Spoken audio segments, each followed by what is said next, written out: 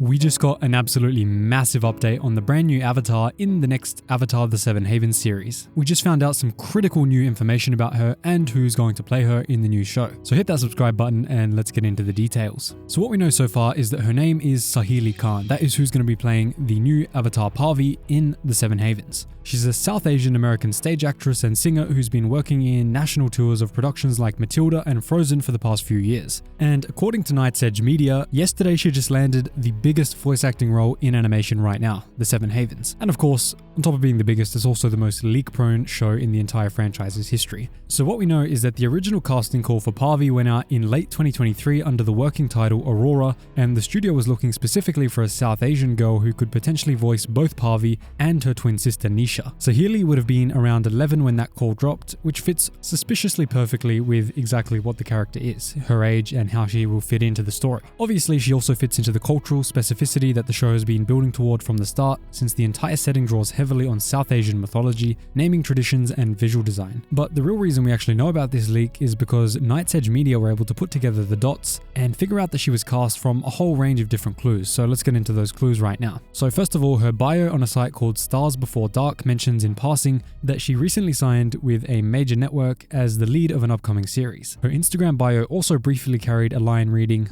"Untitled lead 2024 and 2026, but that soon got removed." And that 2026 date lines up nearly with the show's expected premiere window and any potential second season, or at least when they'd be recording for season 2. And further on top of that, her management company called the Kali Company also updated their own Instagram to confirm that she'd booked something significant last week. So with all those signs, it is pretty certain that she is the one who will be playing Pavi and probably also Nisha in Avatar the Seven Havens. So this is absolutely hype. Now that we finally have a concrete casting selection, we know that the series is actually going to happen. It's not going to get cancelled like a certain other movie which should be out in theaters but is no longer going out in theaters. And I think it means that the show is actually going to come out sooner than we think, possibly even the end of this year. So after that, Night's Edge Media did the responsible thing and reached out to Paramount directly. Paramount, unfortunately though, gave them what's politely called a non-answer.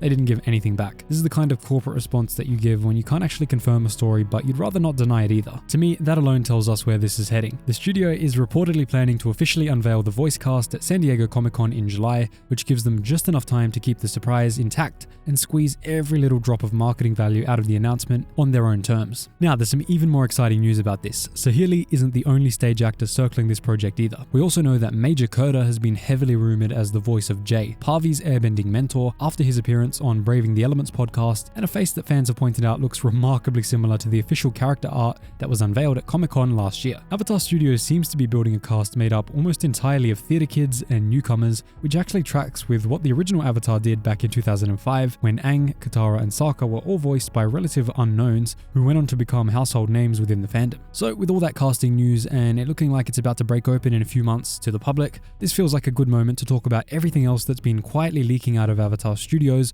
over the past year for the Seven Havens, because the show is shaping up to be considerably darker than anyone expected when it was first announced. Let's start with Pavi herself. According to leaked storyboards and concept art, she's going to be the first Avatar in the entire franchise's history who will be physically disabled on a full-time basis. She's an amputee missing her left leg, and concept art shows her using metal prosthetics. The thematic implications are pretty obvious given that she's the Earth Avatar, and there's clearly a metal bending angle wanting to be explored later in the show. She's also the second known Avatar to be a twin in the entire Avatar lineage, the first being Avatar Roku, whose long-lost twin brother Yasu only recently entered the expanded canon through the franchise's novels. And if you want to see a video on that, I covered the whole story of Avatar Roku and his twin brother Yasu in a video just last week, so if you want to see that, check the card on screen now or the pinned comment. We also know that the world that she's living in is a complete departure from anything the franchise has shown us before. According to leaks obtained by Night's Edge Media, the world has been shattered by a devastating cataclysm during or after Korra's lifetime. Korra herself is now remembered across the Seven Havens as humanity's destroyer. People hate Korra, and she is considered the reason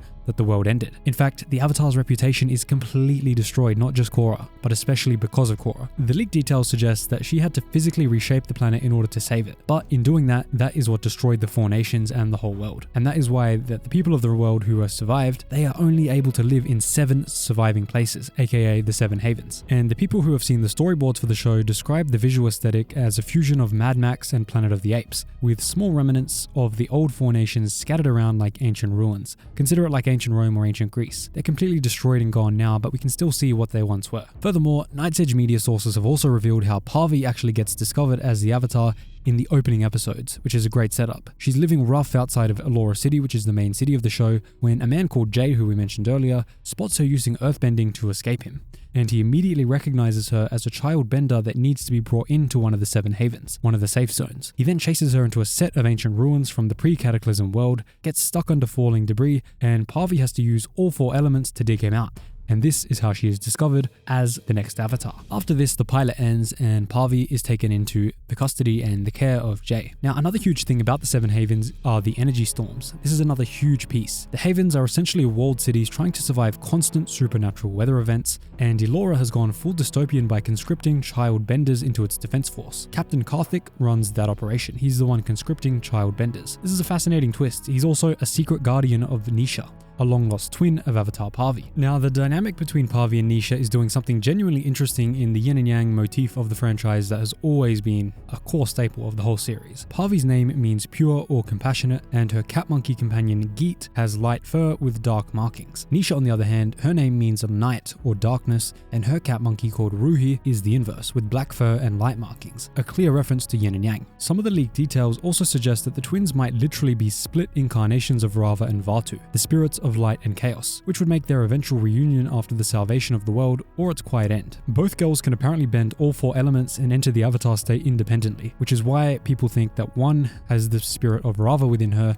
and the other has the spirit of Vatu within her, making one the dark Avatar and one the light Avatar, and they could be on opposite but separate cycles. That would mean that the Rava cycle continues in the usual format, which is water, earth, fire, air, but the Vatu dark Avatar cycle would be the opposite: air, earth, fire, water. If I got that right, tell me in the comments if I got it wrong.